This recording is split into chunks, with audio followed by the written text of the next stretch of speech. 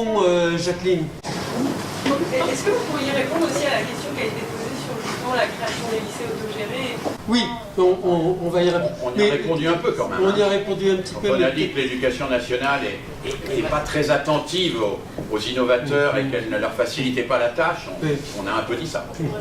Oui, bonjour. Arnaud Richard, conseiller principal d'éducation. Non pas dans un ghetto, un lycée ghetto élitiste, bien au contraire, à Champigny-sur-Marne, dans un lycée professionnel qui se situe dans une zone de sécurité prioritaire. La question que je vais poser est courte et rapide. Si on souhaitait améliorer le fonctionnement de l'éducation nationale et plus particulièrement de l'école dans les zones d'éducation prioritaire, en tenant compte des contraintes budgétaires, faudrait-il, selon vous, davantage rémunérer les personnels? Et lorsque je parle des personnels, je ne parle pas simplement des enseignants, mais de tous les personnels administratifs, vie scolaire, CPE, etc. Ou alors, faudrait-il recruter davantage de personnel? Merci. Alors, des sous ou des collègues. Alors, il y a deux mains qui se lèvent et enfin des dames, parce que jusqu'à présent, nous n'avons eu que des intervenants hommes. Alors, ça fera pas tout à fait la parité, mais quand même un petit peu. Très très vite, hein, parce qu'il nous reste 10 petites minutes et encore en trichant. Bonsoir à tous, Sandrine Vélan de l'association C'est ma vie, qui est antenne à Grigny en Essonne à la Grande Borne. J'ai une question pour toute la salle, toutes les personnes de la salle. Est-ce que vous connaissez, vous seriez-vous intéressé à réfléchir, à contribuer ou participer à la création d'une école, mini-école évidemment, à la Grande Borne ou pas loin, pour des jeunes qui en ont besoin? Enseignants, directeurs d'école ou autres, tout le monde est bienvenu pour que quelque chose se crée sur ce quartier. On y est depuis 13 ans. Voilà un développement inattendu.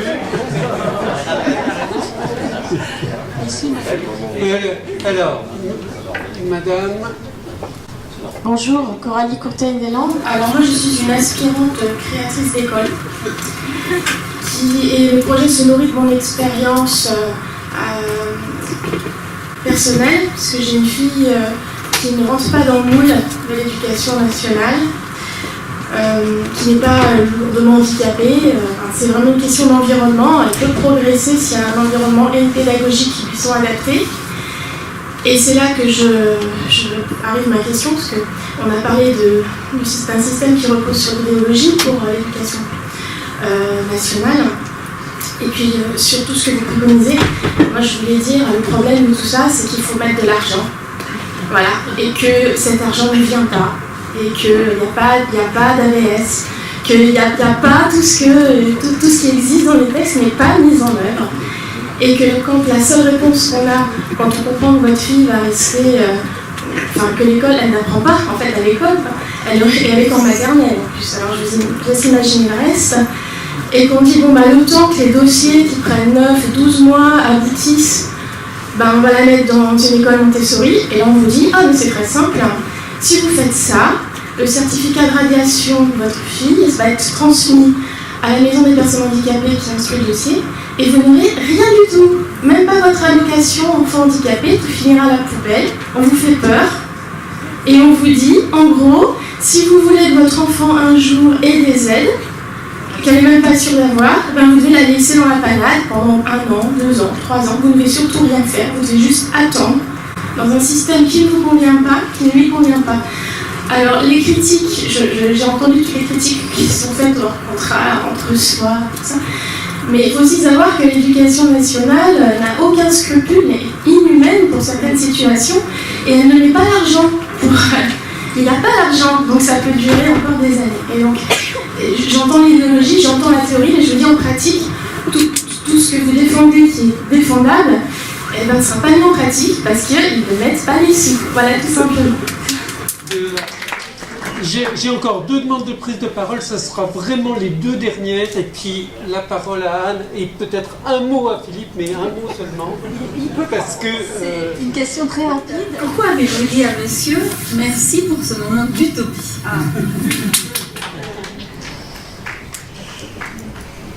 C'est moi qui ai dit ça? Bonjour, Brigitte de Montprégnac, professeur des écoles. Je vous remercie parce que je pense exactement la même chose, c'était pas de l'utopie, c'était très bien, très beau. Je voulais juste rebondir sur une chose de M. Mérieux. Dans la même phrase, vous avez parlé d'enfants qui n'arrivent pas à être pris en compte au sein de l'éducation nationale, donc qui sont dans l'obligation de se tourner vers des écoles hors contrat. Et dans la même phrase, vous allez prononcer le nom d'écoles élitistes. Dans exactement la même phrase. Or, il y a beaucoup d'enfants qui ne sont pas pris en compte à cause de leur handicap, à cause de leurs difficultés, qui trouvent heureusement des écoles qui peuvent les accueillir et les reconstruire. Ce ne sont pas des écoles élitistes, bien au contraire. Donc il faut faire la part des choses entre les écoles qui sont privées d'excellence. Il y en a quelques-unes en France, mais la grande majorité des écoles qui sont privées, ce sont souvent des écoles de remédiation, de ce que l'éducation nationale n'arrive pas à faire. Et c'est une professeure de l'éducation nationale qui vous le dit. Alors, si j'ai parlé d'utopie, c'est peut-être uniquement parce que Philippe a parlé d'une école du commun qui reste à créer au-delà de l'école publique. Voilà, c'était cette vision au-delà et d'une direction que j'ai voulu souligner. Bon, c'est très touffu, donc je prendrai juste quelques petits points. Je suis désolée pour ceux auxquels je ne répondrai pas. C'est frustrant, j'ai bien conscience. Premier point, ça me tient particulièrement à cœur, la question de l'accueil des enfants différents, qui ont besoin d'AVS notamment. C'est un drame majeur, massif. La France est complètement à la remorque par rapport aux autres pays là-dessus. Il n'y a pas d'accueil des enfants différents, il n'y a pas ce qu'on appelle d'éducation adaptée de manière suffisante. J'ai fini ma phrase. Et donc en pratique, il y a énormément de familles qui se tournent vers les écoles indépendantes pour trouver une solution pour leur enfant. Et là, la loi actuelle, c'est que si vous allez dans les écoles indépendantes, vous perdez droit au financement d'AVS, AESH, ainsi que de la prise en charge du déplacement entre l'établissement et le domicile. Donc là encore, vous voyez la prégnance de l'idéologie par rapport au réalisme des situations. Ces gens ne choisissent pas leur contrat. Ils ne choisissent pas les écoles indépendantes. Ils font ce qu'ils peuvent pour trouver une solution pour leur enfant. Ça n'a rien à voir. Et ils sont sanctionnés par idéologie. Donc ces choses-là ne sont pas admissibles. On milite pour qu'elles cessent. C'est une question de justice à l'égard des enfants. Sur la question des ZEP, est-ce qu'il faut recruter plus ou payer plus ? Je crois surtout que les choses essentielles, bien sûr qu'il faut payer plus tous les professeurs. Ça, c'est déjà évident. Et absolument évident, ça donne un signal catastrophique. Et puis les professeurs ont besoin de vivre. Enfin, il y a des limites à tout. C'est quand même pas un sacerdoce. On est resté sur des logiques à l'époque où on avait des congrégations qui vivaient de la charité collective. Là, aujourd'hui, c'est plus possible. Donc, évidemment qu'il faut les payer plus, mais il faut surtout respecter quelque chose de fondamental qui est leur liberté de choisir l'établissement. Il y a eu, inspiré d'enseignement catholique, la notion de projet d'établissement qui a été créée un petit peu plus tard. Un projet d'établissement n'a d'intérêt que si il correspond à un libre choix, évidemment, des professeurs. Les professeurs viennent dans un établissement parce qu'ils adhèrent au projet, ils peuvent s'y investir et le perfectionner.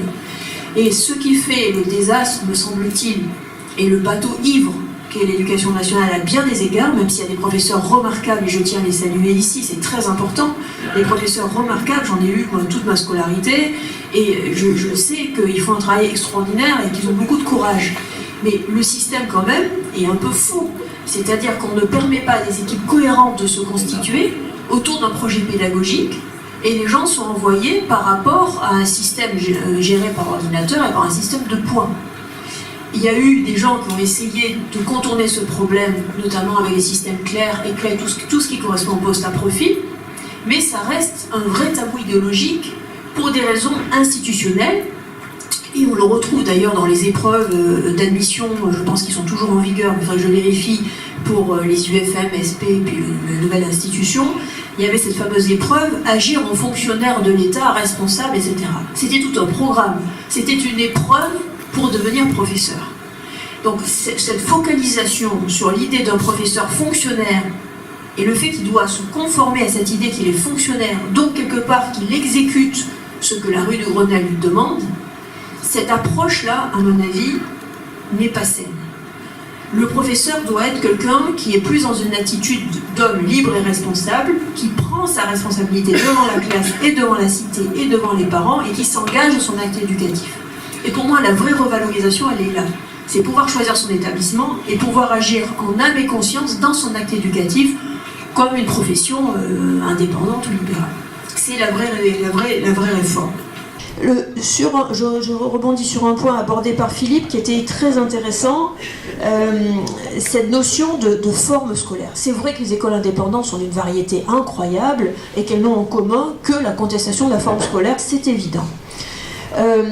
Pourquoi on en arrive à cette situation très, très particulière avec le risque de l'entre-soi, etc., qui est un risque qui est évident? Mais à cause d'une injustice majeure, très simple à comprendre, complètement idéologique, c'est qu'en France, pour des raisons idéologiques, l'école publique est gratuite et l'école alternative dans sa pédagogie issue de la société civile, pour prendre un vocabulaire quelque peu connoté, est payante. Mais ça ne va pas du tout de soi dans les pays étrangers. Beaucoup de pays étrangers sont constitués sur une logique tout à fait différente. C'est la logique de la famille doit pouvoir choisir ce qu'elle estime être le meilleur pour son enfant avec l'aide d'un certain nombre de structures qui la conseillent. Et une fois qu'elle a posé ce choix qui est un choix citoyen, eh bien l'État doit faire en sorte que ce choix ne soit pas freiné par des barrières financières ou des barrières institutionnelles qui font qu'on ne peut pas choisir l'école de son enfant parce qu'une est payante et l'autre ne l'est pas. Une a des avantages, comme par exemple avoir des AVS, des boursiers, etc., une entrée facile dans les classes supérieures, préparatoires, etc., et l'autre est plutôt stigmatisée. Et donc le libre choix des familles pour trouver ce qui est le mieux pour l'enfant, de manière très concrète, sans aucune idéologie, ça peut être le public bien sûr, mais ça peut être le privé, ça peut être le public à certains moments, le privé à d'autres, et tel public, tel privé. Cette liberté-là, pour le bien de l'enfant, elle est complètement freinée par des réalités institutionnelles et idéologiques, qui est que l'État ne veut pas que les enfants passent du public au privé, comme si c'était on choisit son camp, alors que tout ça est complètement désuet. On sait bien, et Marc Vanesson pourrait en témoigner, les gens aujourd'hui font du zapping. Ils passent du public au privé sans aucune considération, ni pour les questions religieuses, ni pour quoi que ce soit. Ils cherchent ce qui leur paraît le moins mauvais pour leur enfant. Donc il faut tenir compte de la réalité. La réalité, c'est que les enfants ont besoin de choisir. Et donc, par rapport à cette situation-là, il y a la question, tout simplement, de l'argent, comme le disait la personne au fond. Et cet argent, je crois qu'il faut le réaborder d'une manière débarrassée des tabous idéologiques et en se souvenant aussi du Conseil de Condorcet, à l'époque des grandes discussions sur la constitution du système éducatif français. Tout système monopolistique dérive en caricature et il a besoin d'un aiguillon extérieur. Cet aiguillon pourrait tout à fait être créé par un autre système public, d'ailleurs d'une certaine manière il existe. Vous prenez par exemple les maisons familiales rurales, vous prenez les établissements gérés par le ministère de la Défense, vous prenez tout le réseau français à l'étranger, ce sont déjà des variations qui sont très intéressantes, qui stimulent de l'intérieur le système public. Vous prenez les lycées autogérés, dont je rebondis avec l'autre question, ces établissements sont extrêmement intéressants. Mais qu'est-ce qu'on constate, et je pense que Philippe Mérieux sera d'accord avec ça, c'est qu'il y a des expériences exceptionnellement intéressantes dans l'école publique. Et comme par hasard, on n'arrive pas à les diffuser. On n'arrive pas à leur permettre d'essaimer. Et je prends l'exemple de la loi, c'était à l'époque de Fillon, il avait créé, je crois que c'est l'article 34, me semble-t-il, qui permettait d'expérimenter. Il y avait eu tout le réseau GRIP et SLEC, venu de la recherche notamment de Grenoble. Il existe encore ? Oui, sauf que pour arriver à faire une classe, bonjour. Et donc, un certain nombre de professeurs sont montés au créneau en disant on va expérimenter ça. Première année, très bien. Deuxième année, ils avaient coupé la moitié des crédits et des classes. Troisième année, ils avaient changé les modalités, ils ne pouvaient plus continuer. Donc on arrive à des logiques où théoriquement vous pouviez expérimenter, mais en réalité vous étiez en but à des tracasseries administratives qui faisaient que vous ne pouviez pas maintenir de manière cohérente votre projet.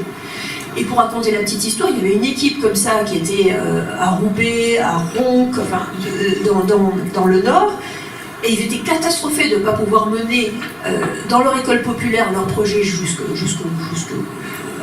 arriver à de véritables résultats. On les a rencontrés, on leur a dit mais pourquoi vous ne créez pas votre école ? Créez votre école. Et si vous voulez, on vous trouve des financements, vous avez une expérience, vous savez ce que vous voulez, vous avez une équipe solide, allez-y.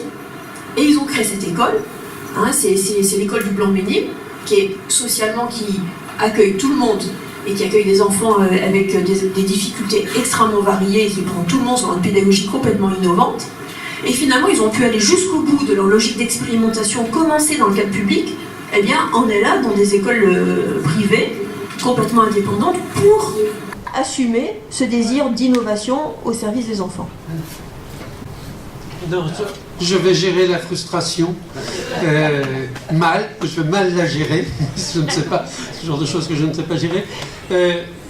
On a déjà débordé de pratiquement 20 minutes le temps qui nous était alloué dans la salle. On peut pas laisser dire des choses fausses. Ah, c'est faux? Dominique. Bah oui. Allez, une seconde. Alors, Dominique, je suis prof de maths retraité et j'ai travaillé à Argenteuil, en ZEP. Et justement, j'ai pu faire des innovations dans mon lycée, simplement ça m'a un peu bloqué ma carrière, mais c'est pas grave, à cause des inspecteurs évidemment. Mais d'un inspecteur d'ailleurs. Mais c'est pas grave, je m'en suis sorti quand même. J'ai une retraite correcte pour les enseignants. Mais pas beaucoup par rapport à d'autres, mais quand même, m'en sort. Mais ici, on habite un quartier très particulier quand même, parce qu'il n'y a pas que Louis-le-Grand, il y a Henri IV aussi. Bon. Et le problème, c'est que si les profs, alors d'une part, je pense que ça n'est pas aux parents de choisir leur école, c'est aux gamins de dire s'il se sent bien là où il est. C'est pas la même chose.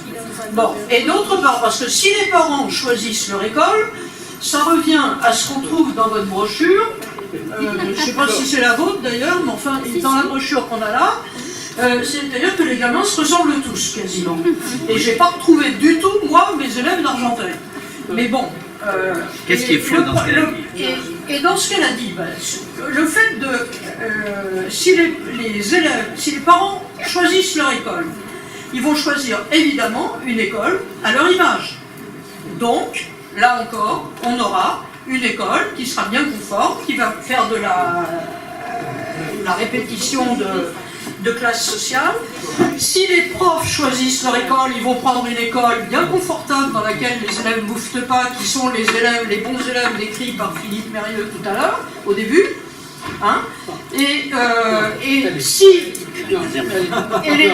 les profs qui choisissent leur école, ça va créer aussi, comme pour les médecins qui vont choisir leur ville, qui vont choisir le libéralisme, et on aura des déserts médicaux comme des déserts scolaires. Allez, et on y est déjà, justement, moi je préfère lutter pour que l'école publique soit mixte, dans tous les sens du terme. J'ai compris que finalement, ici, tout le monde est d'accord sur le constat, pas forcément d'accord sur les solutions à y apporter.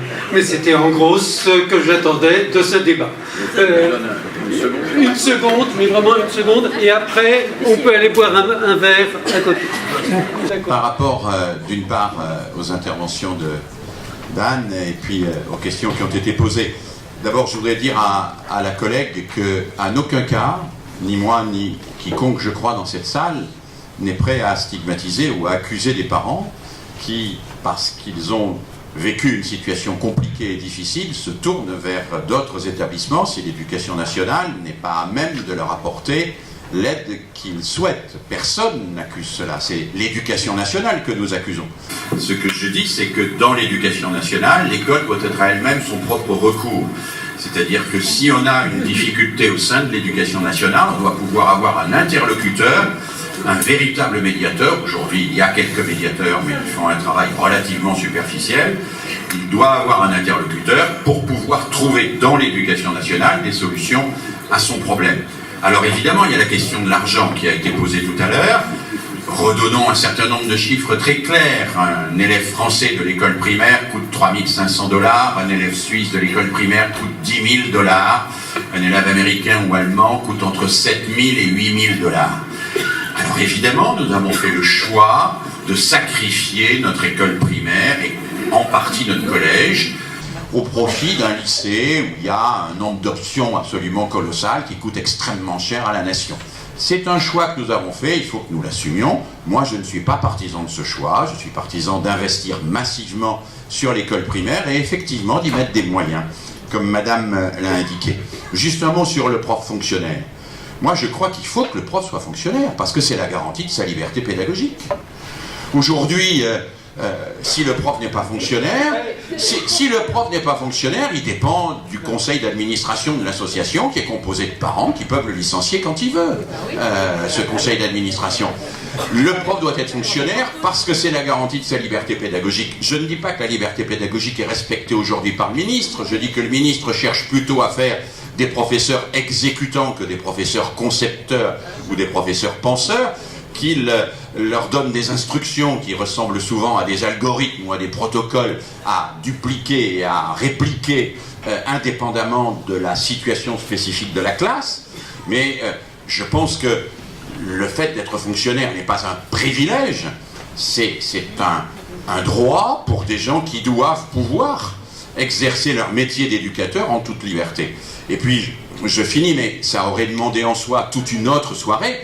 Votre conclusion, elle porte sur, au fond, la formule du chèque éducation.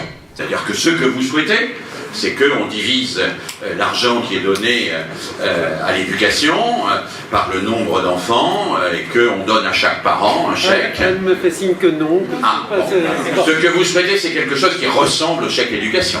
C'est quelque chose qui permettrait un peu au chèque éducation. Bon, alors, le chèque éducation est quelque chose qu'on connaît, tout le monde ne le connaît peut-être pas dans la salle. Ça consiste à dire, un élève coûte tant, je donne aux parents un chèque. Ce chèque, les parents ne peuvent pas l'encaisser, mais ils vont aller le porter à l'école de leur choix. Voilà. Et il faut savoir quelles sont les conséquences de cela. Qu'est-ce que cela veut dire concrètement? Ça veut dire concrètement que les écoles qui ont une réputation intéressante ou qui apparaissent comme des écoles avec un avenir prometteur pour les enfants seront prises d'assaut, que ces écoles vont mettre en place une sélection extrêmement rude pour y rentrer, que les autres seront mis à l'écart et que nous rentrerons dans un système de guerre intestine à l'intérieur du système éducatif. Vous me direz, il existe déjà. Mais oui, il existe déjà et je lutte contre ça. Vous me direz, la pédagogie dans l'enseignement public, c'est une pédagogie archaïque. Oui, en grande partie. Moi, j'ai milité pour la rénover. J'ai créé en 98 les travaux personnels encadrés parce que je pensais que c'était quelque chose qui faisait un petit peu sauter la forme scolaire, qui permettait un travail interdisciplinaire, qui permettait un travail avec des professeurs d'une autre nature et d'une... Bon, les alternances politiques ont fait que ces TPE ont été dénaturés et que maintenant nous ne savons pas ce qu'ils vont devenir dans le cadre de la réforme du lycée. Je continue à penser que nous avons besoin à la fois d'idées nouvelles et de nous unir sans partir a priori vaincus sur le fait que nos institutions communes resteraient éternellement sclérosées et qu'il faudrait toujours créer à côté autre chose. Nous pouvons militer encore, c'est le sens de la démocratie quand même, pour que nos institutions communes progressent.